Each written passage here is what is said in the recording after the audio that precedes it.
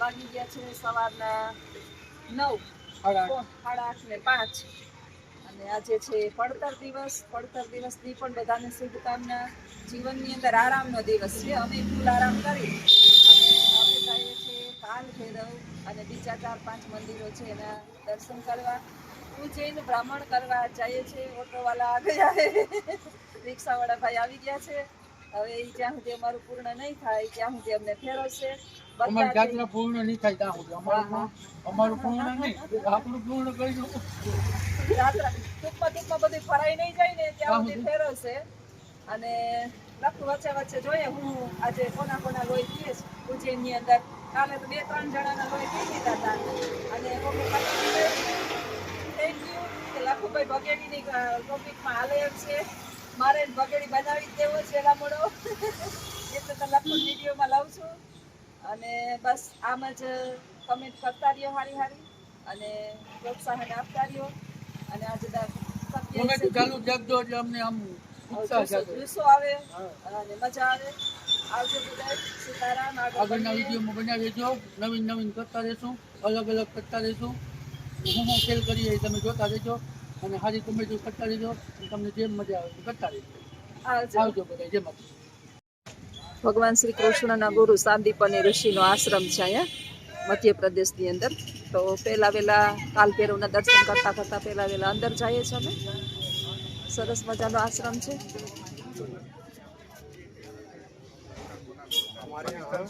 हाँ पाकिस्तान से भी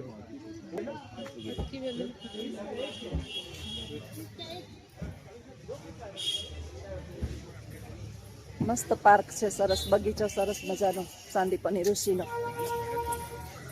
આજે થોડુંક થઈ ગયું છે મોડું. કાયમ ઘરની અંદર કામ કરીએ ને તો ઓછા થાકી, ઓલા આગળ ભાગે છે. આની અંદર તો વાંધો નથી, જો લઈ જવાની છૂટ છે મોબાઈલ. ભગવાન શ્રી કૃષ્ણના ગુરુ હતા. આની સ્ટોરી હું જે છે ને તમને પછી કહીશ સાંદીપની ઋષિની. આગળ વિડીયોમાં બન્યા રહેજો.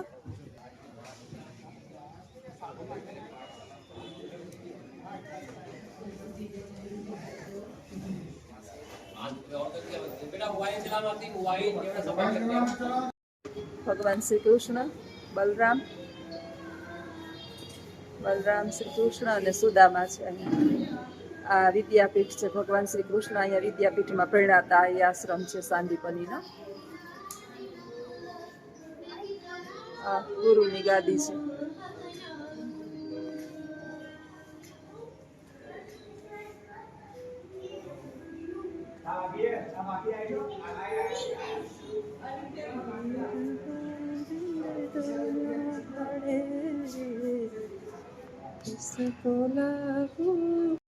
આ સાંદીપની ઋષિ આશ્રમની અંદર આ જળાશય છે. અહીંયા ભગવાન શ્રી કૃષ્ણએ એની 64 કળાઓ શીખી હતી. અને સાંદીપની ઋષિ જે છે ને એ એના ગુરુના એક આડા ભોળા શિષ્ય હતા. ગુરુના સાનિધ્યમાં રહી અને બધી જ એની સેવા ભાવ ને પોતે બધું કરતા હતા. અહીંથી તો આ પૂર્ણ થઈ જાય છે. પછી સાંદીપની ઋષિ જ્યારે આર્યા ભોળિયા હતા અને આ ગુરુ જે છે એ બધાય ગુરુને કંઈક તકલીફ થઈ, બધાય વયા ગયા. અને સાંદીપની ઋષિ જે છે એમને સતત એની સેવામાં રહ્યા અને એનું બધું જે છે એ સેવાભાવી એણે કરી સાંદીપની ઋષિએ. ત્યારે ભગવાન સાંદીપની ઋષિને સાંદીપની જ્યારે પોતે શિષ્ય હતા ત્યારે એના ગુરુએ જે છે ને એને આશીર્વાદ આપ્યા કે તું જે છે ને આગલા જન્મની અંદર એક મહાન વ્યક્તિનો ગુરુ બનીશ. અને પછી ભગવાન શ્રી કૃષ્ણ જન્મ્યા અને સાંદીપની ઋષિ થયા અને એના ગુરુ. આ એનો આશ્રમ છે. આખો સરસ મજાનો આશ્રમ છે. નેચરલ વાઇઝ તો એટલું બધું સરસ છે કે આપણે આશ્રમની અંદર હરવા ફરવાની બહુ મજા આવે છે. બધાય જે છે એ આટા મારે છે. આ બાજુ લખુડો આટા મારે છે, હું મારી રીતે આટા મારું છું. બધાય મોટો બધો આશ્રમ છે ને એ બધાય હોની રીતે ફરે છે. અહીંથી તો નહીં, આમ ફરવાનું લાગે છે નહીં, ઓલી બાજુ આમથી આમ જવાનું લાગે છે. આવી ગયા મંગલનાથના મંદિરે. મંગળ ગ્રહ કોઈને નડતો હોય તો અહીંયા એનું પૂજા નિવારણ કાંઈ પણ જોઈ. મંગલનાથનું સરસ મજાનું મંદિર છે. અહીંયા પૂજા કરાવે, વિધિ કરાવે અને પછી તો જીવતા મંગળ નડતા હોય એને તો મંગળનું કોઈ નિવારણ કરવાની જરૂર નથી. હું તો કે માનતી નથી ગ્રહો નક્ષત્રોની અંદર, આપણા કર્મમાં માનું, એટલે છતાંય આપણે અહીંયા જોઈ લઈએ મંગળનાથનું મંદિર છે. હવે જઈએ મંગળનાથના દર્શન કરવા, આગળ બન્યા રહેજો, મંગળનાથના દર્શન બતાવીએ. આવજો. આ મંગળનાથના મંદિરની અંદર અહીંયા સરસ મજાની પૂજા વિધિ થાય. કોઈને ગ્રહની પૂજા કરાવી હોય તો બધા ગ્રહની પૂજા અહીં થાય. એમ કહેવાય છે કે મંગળ ગ્રહ બહુ ભારી ગ્રહ છે, એનું નિવારણ થઈ જાય તો લગભગ બધું નિવારણ થઈ જાય. બધા જો જેને જેને મંગળ નડતું હોય ને એ બધા અહીંયા પૂજા કરાવે અને 100% સ્ફટિક ફળ મંગળદેવ આપે, એવું આ બધા બાકી તો આપણી શ્રદ્ધા છે. હે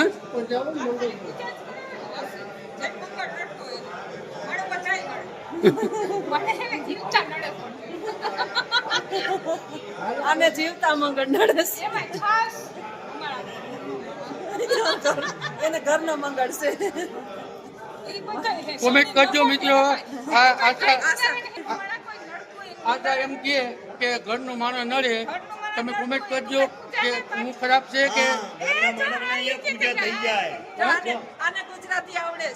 તો પછી અહીંયા ખાલી પિતૃકારી છોડીને બધાય પૂજા થાય છે. અહીં બધી પૂજા થાય. ઘર में सुख शांति માટે, ઘર में क्लेश થાય એના માટે, નોકરી વ્યાપાર में વાંધો થાય એટલે વ્યાપાર में કઈ નુકસાન જતો હોય તો કરી નાખવાનું. આશા એમ કે નડે તો કોમેન્ટ કરજો ભાઈ, હું નડવું છે કે નથી રહ્યું, કોમેન્ટ ચોક્કસ કરજો, બધાય કોમેન્ટ કરજો, સાચું કહેજો જે હોય સત્ય સમજાય. ચાલો આવજો. મંગળ ગ્રહ જેને નડતો હોય મંગળ ગ્રહ બધાના જીવનની અંદર મંગળ કરે એવી પહેલા આપણે એના વાહનને પ્રાર્થના કરીએ અને પછી આપણે મંગળદેવને પ્રાર્થના કરીએ કે બધાના જીવનની અંદર મંગલ કરે. મંગલ હોય એટલે બધું મંગલ જ થાય. આ છે મંગળદેવ.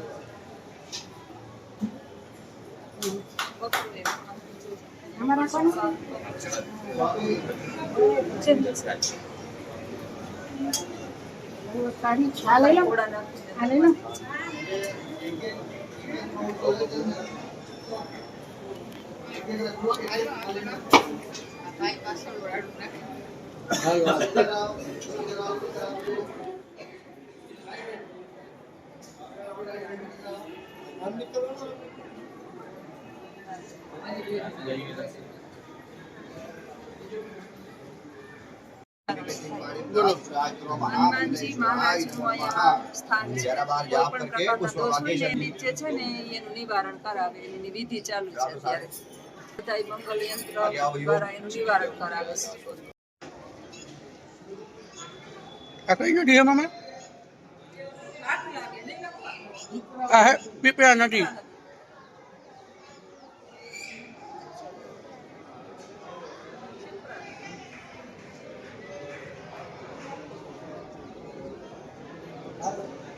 આ ઓમકારેશ્વરનું મંદિર છે. અહીંયા ગૌ માતાનું જન્મ સ્થળ છે.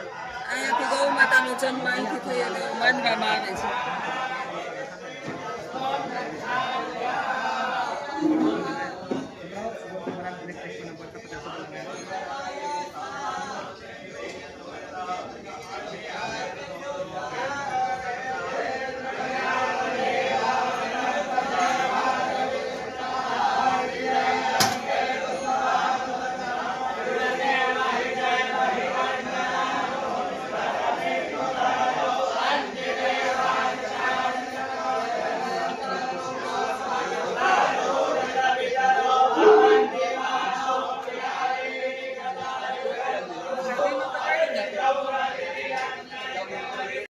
ઓમકારેશ્વરનું મંદિર છે અહીંયા અને સામે છે ગૌશાળા. જેને પણ દાન પૂન કરવું હોય, લીલું ઘાસચારો નાખવું હોય અહીંથી ત્યાં અને દાન પૂન કરી શકે.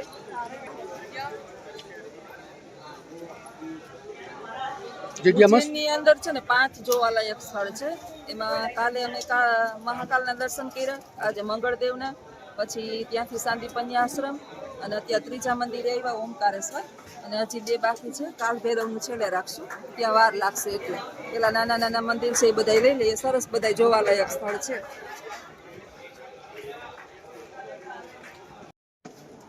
આ સિદ્ધવટ વડ સાવિત્રીનું મંદિર છે. અહીંયા જે પૂજા અર્ચના કરે એના જીવનની અંદર સુખ શાંતિ અને સમૃદ્ધિ છવાઈ જાય. શિપ્રા નદીને કાંઠે છે, આખી આખી શિપ્રા નદી છે. બધી બાજુ જે શિપ્રા નદી કિનારે જ બધા ઉજ્જૈનની અંદર મંદિર જેટલા પણ છે ને શિપ્રા નદી કિનારે આવેલા છે.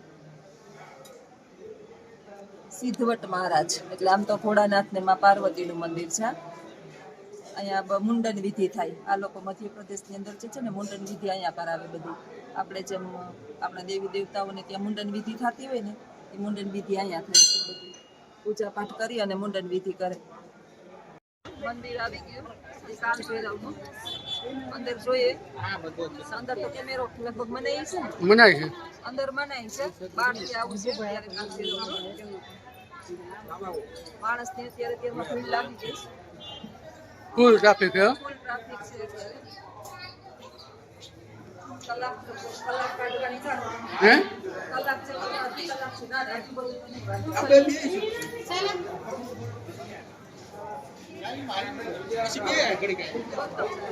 હે ચંપલ ભેગી પહેર્યા ભલે પહેર્યા હોય તમે ઉતારી બધો દો. વાંધો નથી. આ છે એટલો બધો વાંધો નથી. બહુ વાંધો નહીં આવે. 2-3 કલાક ઊભું પડતું એટલું નહીં ઊભું પડે. એ વાત છે ને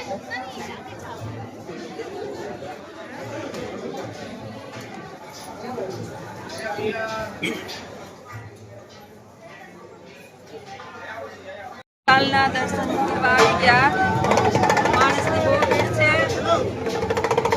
જય મહાકાલ, જય કાલ ભૈરવ. કાલ ભૈરવ દાદા છે.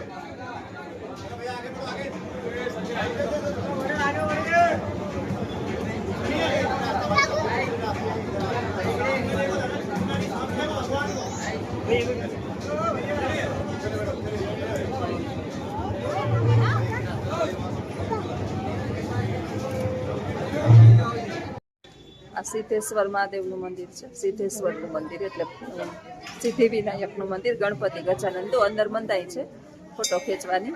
એટલે મંદિરના પરિસરની અંદર ઊભી અને વિડીયો બનાવીએ છીએ. ભગવાન શ્રીરામ વનવાસ પૂર્ણ કરી અને સૌ પ્રથમ અહીંયા સિદ્ધેશ્વર મંદિરમાં દર્શન કરવા આવ્યા હતા ઉજ્જૈનની અંદર, અને પછી અયોધ્યાની અંદર ગયા હતા. એટલે આ એનું પવિત્ર મંદિર છે, પવિત્ર ધામ છે. સરસ મજાનું મંદિર છે, પણ અંદર ફોટો ખેંચવાની મનાય છે. એટલે બારોબાર પ્રાંગણની અંદર આ વિડીયો બનાવે છે. જગન્નાથ ધામ અહીંયા છે, પાછળ જગન્નાથ ધામ, સામે છે સિદ્ધેશ્વર મહાદેવ. આગળ વિડીયોમાં બન્યા રહેજો. થોડું થોડું જેટલું થાય જ્યાં શક્ય હોય એટલું બતાવીએ છીએ. અમે આવી ગયા ભર્તુહરિની ગુફા છે ત્યાં આવી ગયા. ગુફાની અંદર પ્રવેશ કરવાનો છે. અહીંથી છે એન્ટ્રી. ભર્તુહરિ છે ને આપણે વાત કરતા કરતા હાલો. ભર્તુહરિ છે ને એ રાજા હતો, રાજા ભરતરી. એણે 3 શતકની રચના કરી. શૃંગાર શતક, એના લગ્ન થયા પછી એણે વૈરાગ, એના બહુ હોશિયાર બહુ નિપુણ હતો એટલે એણે નીતિ શતકની રચના કરી. અને ત્યાર પછી છેલ્લે એણે વૈરાગ આવી ગયો એટલે એણે વૈરાગ શતકની રચના કરી. એની પાછળનું મોટું રહસ્ય છે. શું કામ એણે 3 શતકની રચના કરી એ આપણે નિરાતે પેલા હું ગુફાના દર્શન કરી લઉં પછી તમને જણાવીશ. આ ભગવાન બજરંગબલી. અહીંયા છે ગુરુ ગોરખનાથ, શિવ ગોરખનાથ. જય ગુરુ ગોરખનાથ, જય દત્ત ગોરખનાથ. અમારા આદેશ ગુરુ કેમ કરવાનું. 24 ગુરુ હતા ગુરુ ગોરખનાથને. ગોપીચંદ, એક રાજા ગોપીચંદ છે અને બીજા રાજા ભર્તુહરિ છે. જોઈને આ ગોરખ શતક લખ્યું છે. 3 શતકની રચના કરી. આપણે નિરાતે એની આખો વિડીયો બને એમ છે. એટલે આની ભર્તુહરિની આપણે જે રચના છે ને એ નેક્સ્ટ વિડીયોની અંદર બતાવશું.